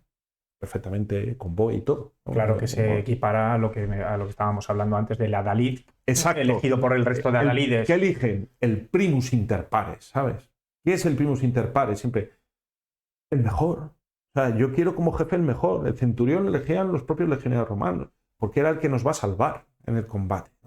Es muy interesante ese efecto esotérico que además el cicampeador se recoge en el miocil las facultades premonitorias que tiene pues, un combatiente que ha luchado al aire libre en condiciones pues, muy malas. El cicampeador interpreta el vuelo de las aves, los fenómenos de la naturaleza. Eso no existe en la épica francesa, ni en la alemana, ni en la inglesa, ni en la italiana. Existe en la castellana, bueno, en la española, de los distintos reinos que componían España. ¿Por qué? Porque hay una influencia muy importante, ¿sabes? Que es el Islam, que nos toca de lleno, nos invade, pero que con determinados aspectos sabemos elegir esos elementos que nos convienen, ¿sabes? Por lo tanto, yo siempre ante esas visiones, vamos a decir, anti-árabes, ¿no? Anti-musulmanes, digo, ¿sabes?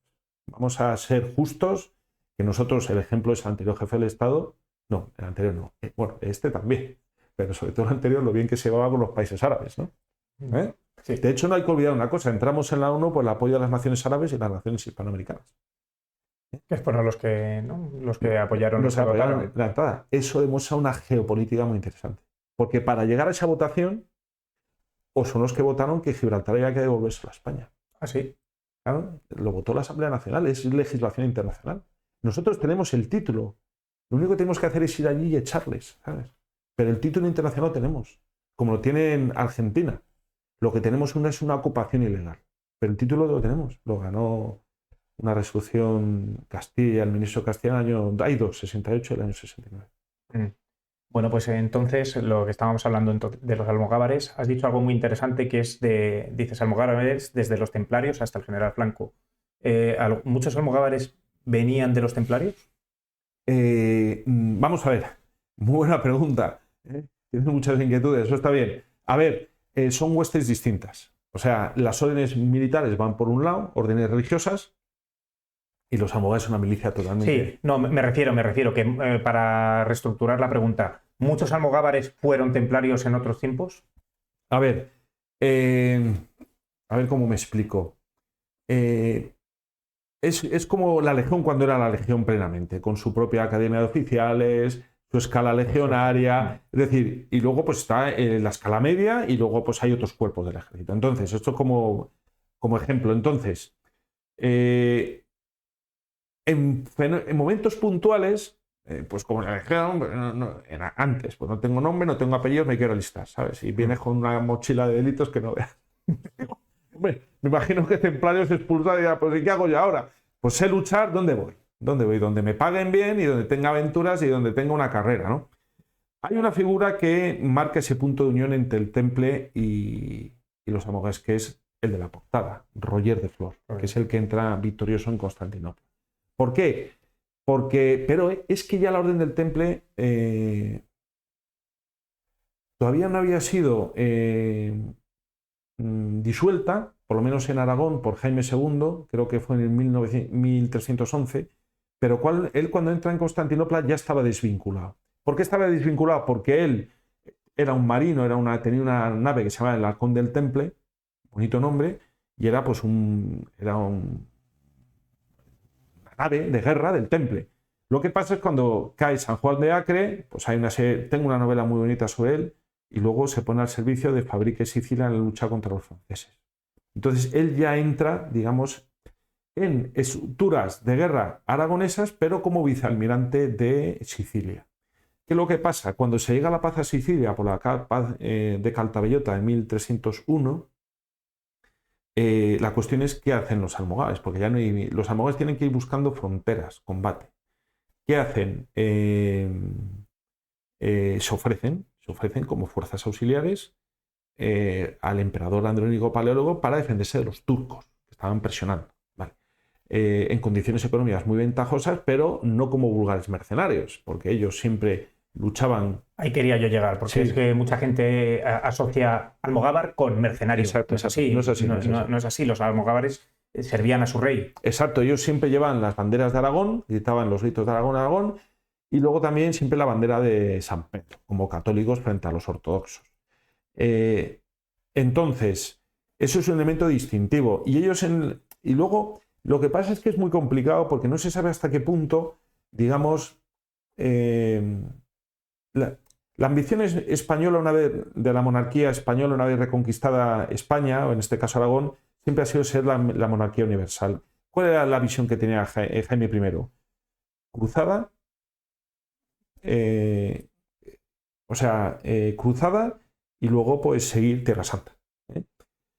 Como el final de la expansión territorial de Aragón llega más o menos en el 1270 y tantos, llegamos ya a Murcia, tiene lugar el matrimonio entre Pedro III el Grande, el hijo de Jaime I el Conquistador, y Constanza de Sicilia. Entonces ya Aragón, fijaros, después de tantos siglos de inercia en la reconquista, se proyecta y va buscando como un poco pero hacia el este. Entonces, claro, ¿qué es lo que pasa? Que se encuentra de por medio unos imperios tremendos. Primero los franceses, como siempre, haciendo la puñeta.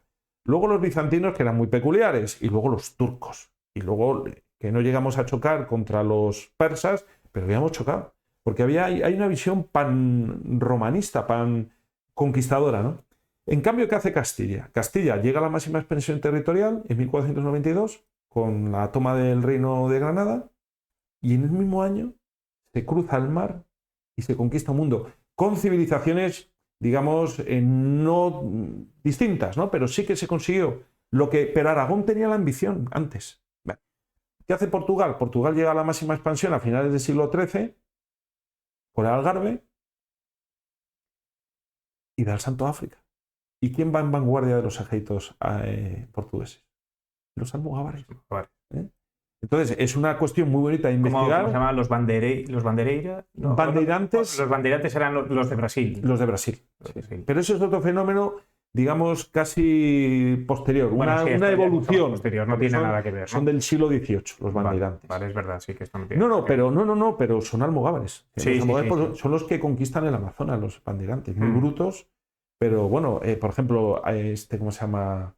Bolsonaro era igual que aquí en España, fíjate qué país muy bonito. La brigada paracaidista almogávares, ¿cómo se llaman en Brasil? Los bandeirantes. ¿Ah, sí? Sí. Anda, fíjate que no coincidencia ninguna. Ninguna. La movilidad, la rapidez, la incursión en territorio enemigo, claro, efectivamente. La guerra irregular. Pero fíjate, nos han olvidado, y bueno, claro. Muy interesante. ¿Y tienen asumido los brasileños que eran almogávares? Bueno, vamos a ver. Lo tendrán asumido, me refiero, de que tenían esa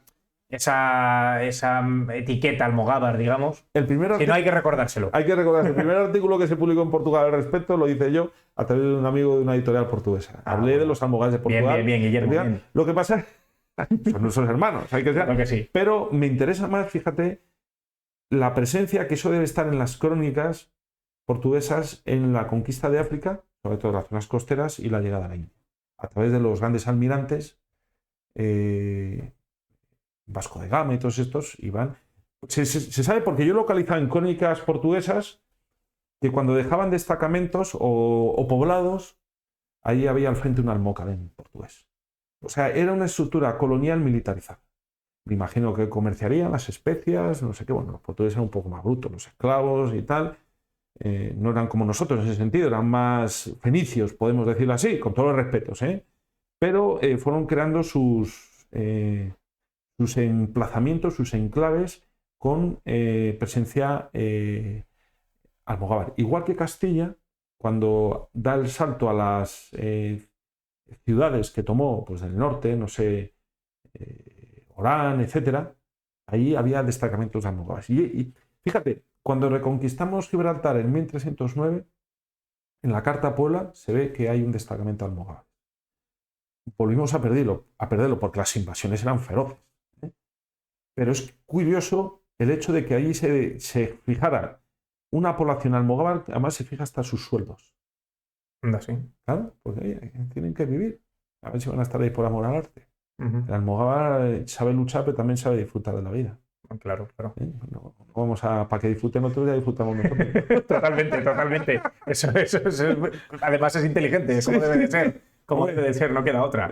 A mayor riesgo, mayor remuneración. Totalmente. Cosa que hoy en día, bueno, no vamos a entrar en las modizas. Sí, eso es. Guillermo, te voy a hacer dos preguntas más. Bueno, primero una y luego otra acerca de los almogávares y finalizamos. La primera es, ¿qué batalla dirías tú que sería la más conocida de los almogávares? ¿Y cuál es para ti una que sea menos conocida pero que sea igual de importante? La más conocida de todas... La que les gusten a los oyentes, la que les gusten a nuestros oyentes para hablarnos un poco de ello. Lo que me fascinó es la participación de 8.000 almogávares catalanes, patriotas, hispanos, porque ellos iban... Además lo dicen, nos vamos fuera de nuestro territorio para salvar a España. Ojo, esto para que los indepes se den cuenta de cómo eran sus antepasados, lo tenían bastante claro, no como ahora. Entonces, esa es muy emocionante porque, claro, siempre se ha hablado de la carga a los 3 reyes, pero claro, luego... Ahí quería yo llegar. Empiezas a ver que quien organiza y planifica la guerra es un catalán, que es Bernat de Creixell. Dalmau de Crixell, es el generalísimo. Es que se habla así, o caudillo. Sí. Para los que no les guste la palabra generalísimo, nada, ya había un generalísimo. Y es el que además le dice... Es que la gente sabrá lo que es generalísimo. No, generalísimo es el que manda entre los generales. El generalísimo. Claro. Entonces, además es que le aponcaba a los reyes, porque luego había disputas entre ellos. Tú te pones ahí. ¿Y por qué se basaba esa preponderancia? En el valor moral. Un señor, un combatiente ya, casi un anciano, que va allí al final de su tiempo a hacer un último servicio pues, a su rey. Estamos hablando de las Navas de las Navas de Tolosa, año 1212, el mes de julio. Creo que por cierto, antiguamente se celebraba aquí en España las Navas de Tolosa. Era festivo hasta que ya se lo cargaron también. Pero era un día festivo. Mira, era el día de la Cruz, de la Santa Cruz. Sí. No me acuerdo, pero era festivo nacional. Claro. Perdona. Nada, no. Y entonces él es el que organiza. Estamos pensando que decían que venían 1 millón. Bueno, parece que es un poco exagerado, pero también he visto en crónicas habla de 300.000. El ejército cristiano no llegaba a 50.000. Esto para que nos demos una idea de lo que venía para acá. Miramamolín recibió una carta de los árabes, vamos a decir, diciendo, oye, que vamos a reconquistar Tierra Santa. Le decían, vente con nosotros. Y decían, no, tío, y yo voy a por Roma. Esto para que la gente se quede, ¿no? Hay catedráticos estadounidenses que dicen la batalla más importante de la cristiandad, donde se echan una carga impresionante, un gran desgaste. Fíjate que el rey de León y el rey de Portugal no vienen a combatir. O sea, pero sí que vienen leoneses, caballeros leoneses y portugueses. Vienen franceses, ultramontanos, alborotadores la mayoría.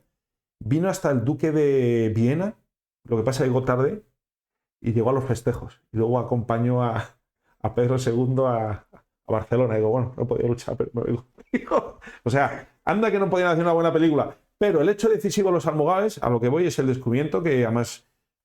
Porque se canta mucho en las crónicas de los reyes de Castilla el papel de Castilla. Y los reyes de Aragón al final se quedó una guerra fuera de nuestro territorio, ¿no? Entonces, pero el momento decisivo es cuando 8.000 almogávares atacan por retaguardia la tienda de campaña de Miramamolín. 8.000 almogávares rodeleros que llevaban escudos financiados por nobles, digamos, porque había que financiar el viaje y todo, y las armas, y entran, ¿sabes? Y entonces eso descompone el cuartel general. Claro, si se ataca a la abeja reina y la abeja reina huye, pues, bueno, todo cae. Se desmorona como un castillo de naipes, ¿no? Y esa con respecto a la más conocida. A la más conocida. Y una muy desconocida, lo que pasa ahora yo no recuerdo el nombre. Claro, fíjate, el libro este de... Batalla o lo que sea, o hecho. La batalla, cualquier el hecho es una batalla que tiene los almogávares de Aragón en Sicilia contra los franceses. Entonces, llaman los caballeros de la Espuela de Oro o algo así, llegaban ahí, vamos, con las plumas y tal, pensando... Y además se reían porque los almogávares... Mira estos de garramantas, claro, iban con sus barbas. Claro, es que ellos, ellos decían que tenían un aspecto arabizado, y es cierto, el aspecto moreno, hispano, pues no somos blanquitos como los franceses, y decían, mírales, andrajosos, piojosos, nos vamos a reventar, ¿no? Entonces dicen que las batallas tenían lugar justo al amanecer. Entonces en ese momento tuvo que ser espectacular, porque los almogávares empezaron a chocar sus espadas entre sí, y con las dagas y con las piedras, ¿no? Entonces generó un mar de chispas horrible. Entonces dicen que el jefe francés, cuando vio eso, dijo, Dios mío, ¿qué va a ser esto? ¿Qué va a ser esto? Buena pregunta. Dijeron, ¿quiénes son estos colgados? ¿Qué va a ser esto? Esto va a acabar muy mal. Dicen, Dios mío, ¿qué va a ser eso? Sí, totalmente. Fueron completamente... Imagínate, a todos los almogávares, que además por lo visto eran tíos todos grandes, fibrosos, hombre, con barbas. Hechos a la guerra. Es como la legión en la época más dura, los peores combates, eran gente de guerra, gente de campo, gente acostumbrada al sufrimiento. a la intemperie, a todo tipo de penalidades Sí. y tal, ¿no? Entonces, esa sí que lo que pasa es que el nombre no lo recuerdo ahora mismo, no sé. Bueno, yo es que te iba a decir también de la toma de Marsella. Bueno, la toma de Marsella Eso tuvo que ser también... un saqueo de sus 3 días con sus 3 noches. De sus 3 días con sus 3 noches. Eso tuvo que ser terrible, ¿eh? Mira, fíjate cómo sería que nos trajemos al mejor santo, os quiero decir, las reliquias del mejor santo, Efectivamente. a la Virgen y a las cadenas del puerto, que es la mayor humillación. Por cierto, yo pero sé, que luego las entregamos. entregamos, no, las cadenas están en la Catedral de Valencia ¿De todavía. Valencia? Entregamos, se llama San Luis de Tolosa, entregamos al santo. Lo que pasa, un gesto de buena voluntad de la España del Generalísimo de los años 50, pero a los pocos años, como estaba en una especie de urna con piedras preciosas, la saquearon. Entonces ya los franceses dicen, joder, dice, la han tenido los españoles por 5 siglos y nos han de vuelta impoluta, limpísima, como si, vamos, y nosotros no la hemos tenido ni 3 años. Los franceses con cierta... Y luego tenemos la Virgen, una Virgen gótica con el niño preciosa, que está en una iglesia de España, pero no voy a decir dónde está. Bueno, muy bien. Eso se lo queda a los oyentes para que... Es una que... imagen preciosa, ¿no? Bien. Nos trajimos porque la Virgen se viene con nosotros, ¿no? Claro. Pero también es cierto que, o sea, está mal, o sea, las racias, pero sí que era en la época, creo que es de Fernando I de Antequera, creo que sí, cuando él era bueno, primero fue regente Castilla y luego fue rey de Aragón, me parece. Efectivamente, de ahí vienen los Trastámara. ¿Vale? Fernando I, el que reconquista Antequera, el que salga por Antequera con los almogávares. Efectivamente. Entra a saco, ahí toma Antequera Y Sevilla. Y luego también... Sí, bueno, tremendo. Sevilla. Pero yo creo que Los almogávares. Sí, efectivamente, Córdoba y Sevilla. Pero aquí ya estamos hablando no del siglo XIII, del siglo... Primero del siglo XV. Sí. Efectivamente. Y luego de ser de regente de Castilla, pasa a ser el primer Trastámara. Por eso, cuando se casa Fernando de Isabel, se casan 2 Trastámaras. Bueno, pues ¿cómo estaría de los franceses? Porque hay que reconocer que los franceses constantemente nos han hecho la puñeta. Pero en aquella época las devolvíamos y de qué manera. Porque eso... ¿De qué manera? Pero bueno, ahora estamos por la multipolaridad, hay que llevarse bien. Pero ahora, bueno, claro, efectivamente. Por lo menos, si alguna vez se meten con nosotros cuando os conquistamos, digo, oye, ¿hablamos de Marsella? Es verdad, hablamos de Marsella y también los almogávares que estuvieron presentes en la Revolución Francesa. Joder, que estuvieron presentes en 1808. En la conquista, no, en la guerra de independencia. En la guerra de la independencia. Fíjate, eso es la resurrección almogávar o la recuperación almogávar. Que es muy curioso, que lo hablas en tu libro, y es muy curioso que se llegó a crear otra vez el cuerpo de las compañías de almogávares. Exacto. Tirando de apellidos, tirando tirando de histeria, eso es, de los infanzones, sí. Volviendo otra vez a los serranos, antigua, exacto. Efectivamente. Y es muy curioso cómo se va y para alistarse había que acreditar que eras descendiente de almogávar. Exacto. Qué curioso. Y otra cosa también, que no viene en este libro, pero en como una aportación en las últimas investigaciones, gracias a un doctor en historia, un amigo Javier, hubo una guardia, el origen de la guardia del Papa es almogávar. ¿Ah, también? Sí. El Papa Luna, cuando estaba en Aviñón, y ahí hay unos líos que no veas, él tenía a su sobrino con, no sé si eran 100 o 200 ballesteros. Y nadie tocaba al Papa. Bueno, para tocarlo. O sea, eso para que también lo sepan, hasta qué punto influye. Y luego también para que veamos la presencia de la Iglesia Católica Universal, los corporales de Daroca, el milagro de los corporales de Daroca, es decir, los milagros eucarísticos que se convierte la Sagrada Forma consagrada en sangre, es cuando antes de un combate hay un sacerdote que va a dar la comunión a 12 capitanes almocadenes. En ese momento atacan los árabes, los musulmanes. Entonces, ¿qué hace este hombre? Los esconde, las sagradas formas, en un paño blanco. Al volver, ve que están convertidas en sangre. Eso está ahora mismo en la iglesia de Daroca. De ahí viene el Corpus Christi. O sea, que hay muchas cosas en los almogávares. Es decir, nosotros tenemos, esta es nuestra memoria histórica. Está contando la memoria democrática, la memoria de los payasos. ¿Sabes? La memoria histórica de España son estas. Ahí hay mucha más. Son nuestros cautivos, millones de personas cautivas y vendidas en las lonjas de esclavos, y mucho sufrimiento de nuestra nación. Entonces, bueno, pues vamos a intentar hacer un esfuerzo, sobre todo para los jóvenes, de hacerles ver que, oye, mira, entérate un poquito, chaval. Tienen que Deja de ir a Queque y oye este canal magnífico que te va a hablar de cosas que además te van a molar. Sí, hombre, claro, y tanto que le van a molar. Porque, si no, porque ahora saltamos otra vez a la siguiente pregunta, que es ¿quién es el Almogávar para ti? El más conocido podemos decir que es Roger de Flor, pero bueno, nos vamos a saltar entonces el más conocido y uno que digas tú menos conocido que no puedan conocer tanto nuestros oyentes y que digas tú, este tío era un máquina. Bueno. A ver, es que hemos hablado de Dalmau, pero a ver, alguno que no hayas nombrado en esta charla que hemos tenido y que digas tú, este tío tenéis que investigar de él y una hazaña suya. Bueno, partiendo de que el Cid Campeadores, pero ya es muy conocido, pero el Cid Campeador, hay uno, acabo de acordar mismo, joder, me estaba rondando el nombre, que llevo un día entre clase y tal. Entre clase y demás, y además que no son pocos los ya que casi conoces. No me sale la palabra. Y además que no son pocos los que conoces y no son pocos los nombres que figuran, por ejemplo, en este libro.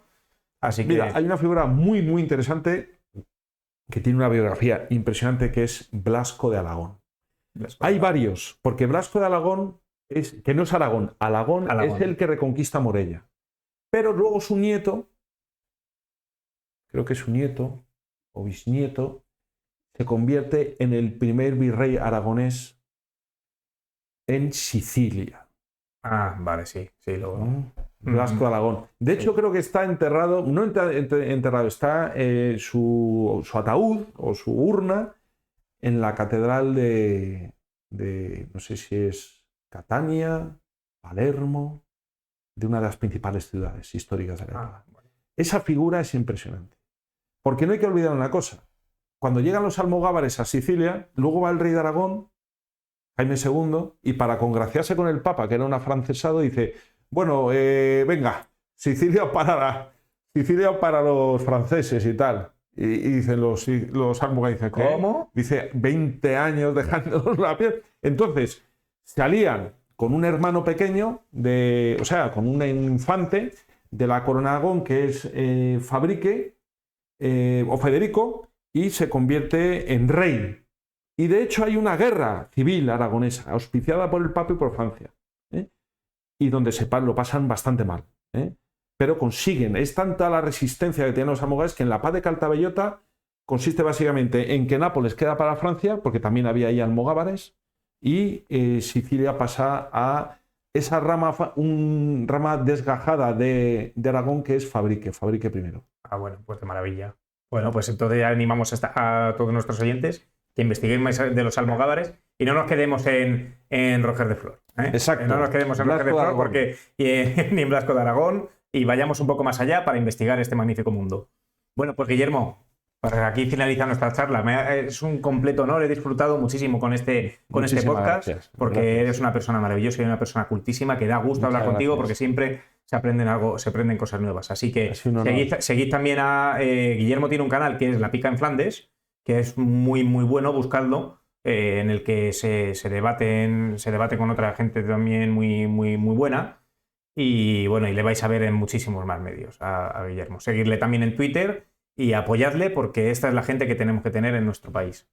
Y a todos mis seguidores, porque esto lo pondré en mis canales, haceros de este magnífico canal, porque aquí se va a aprender muchas cosas, sobre todo para los jóvenes.